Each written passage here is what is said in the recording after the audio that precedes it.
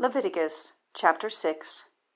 And Yahweh speaks to Moses, saying, When any person sins and has committed a trespass against Yahweh, and has lied to his fellow concerning a deposit, or concerning fellowship, or concerning violent robbery, or has oppressed his fellow, or has found a lost thing and has lied concerning it, and has sworn to a falsehood concerning one of all these which man does, sinning in them, then it has been, when he sins and has been guilty, that he has returned the plunder which he has violently taken away, or the thing which he has gotten by oppression, or the deposit which has been deposited with him, or the lost thing which he has found, or all that concerning which he swears falsely.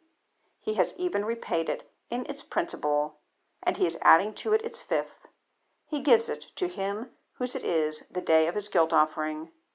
And he brings his guilt offering to Yahweh, a ram, a perfect one, out of the flock, at your valuation, for a guilt offering to the priest.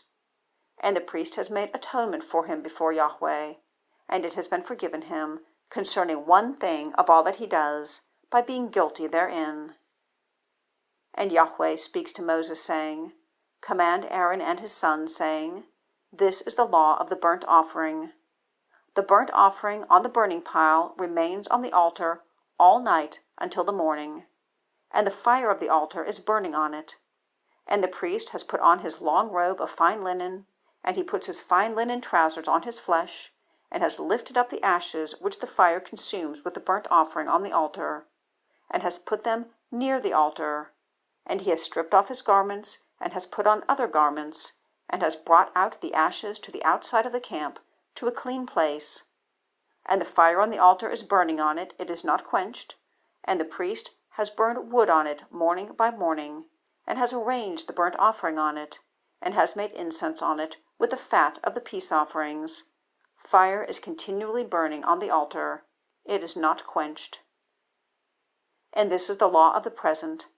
Sons of Aaron have brought it near before Yahweh to the front of the altar, and one has lifted up of it with his hand from the flour of the present, and from its oil, and all the frankincense which is on the present, and has made incense on the altar of refreshing fragrance, its memorial to Yahweh. And Aaron and his sons eat the remnant of it. It is eaten with unleavened things in a holy place. They eat it in the court of the tent of meeting. It is not baked with anything fermented. I have given it for their portion out of my fire offerings.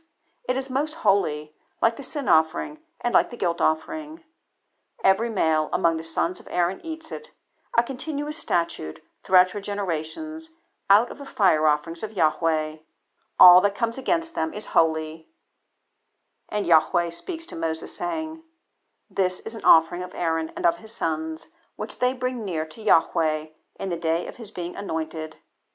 1/10 of the ephah of flour for a continual present, half of it in the morning, and half of it in the evening. It is made on a griddle with oil. You bring it in stirred.